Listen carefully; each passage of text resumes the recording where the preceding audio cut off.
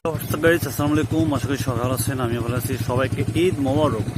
আর হচ্ছে যেহেতু আজকে ঈদের দিন, আর বেসিক্যালি একটা কথা বলবো সবাইকে, যেটা হচ্ছে যে সবাই সেফলি বাইক রাইড করবেন এবং হচ্ছে যে ভালোভাবে রাস্তায় চলাফেরা করবেন। যদি ঈদের সময় অনেক বাইক রাইড করে এবং অ্যাক্সিডেন্ট বেশি হচ্ছে বাংলাদেশে, তো এই বিষয়ে কথা বলবো।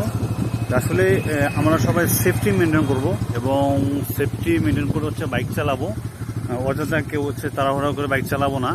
এবং অনেক সময় আছে কি আমরা হচ্ছে যে অনেক হুটহাট করে অনেক সময় জোরে বাইক চালাই। আর হচ্ছে যেহেতু হাইওয়ে রাস্তার মধ্যে অবশ্যই হেলমেট পরিধান করব। আর হচ্ছে 2 জন ছাড়া বাইকে আমরা 3 জন উঠবো না, 4 জন উঠবো না। অনেক সময় হচ্ছে একটা বাইকে অনেক কয়জন ওঠে।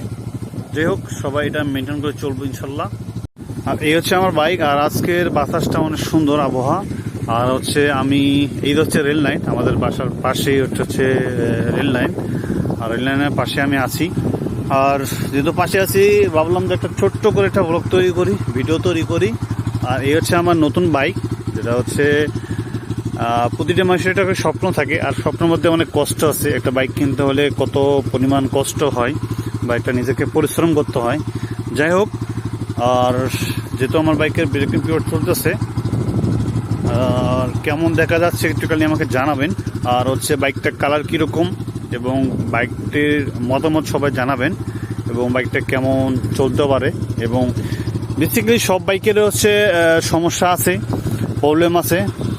হয়তো হচ্ছে আমরা কেউ হচ্ছে সার্ভিসিং করলে এটা প্রবলেমটা সলভ করতে পারি, আবার হচ্ছে কেউ হলো সমস্যাগুলো সমাধান করতে পারি না। যাই হোক, বিভিন্ন সার্ভিসিং সেন্টার আছে। এই সার্ভিসিং সেন্টারগুলোতে আমরা হচ্ছে যে বাইকগুলোর সার্ভিসিং করবো ঠিকভাবে। আর একটা হচ্ছে সবাই আমরা, যেটা আমি বললাম আগের কথা, যেটা হচ্ছে সবাই ভালোভাবে বাইক রাইড করবো রাস্তায় এবং হচ্ছে সুন্দরভাবে যাতায়াত করব। যাই হোক গাইস, সবাই একটা ছোট ভিডিও করলাম। আর সবাই ভালো থাকবেন, সুস্থ থাকবেন, আল্লাহ হাফেজ। আর আমাদের এটা লম্বা হাইওয়ে রাস্তা, যেটা হচ্ছে রংপুর থেকে দিনাজপুর এবং হচ্ছে যে এটা সৈয়দপুর নীলফামারীতে যায়।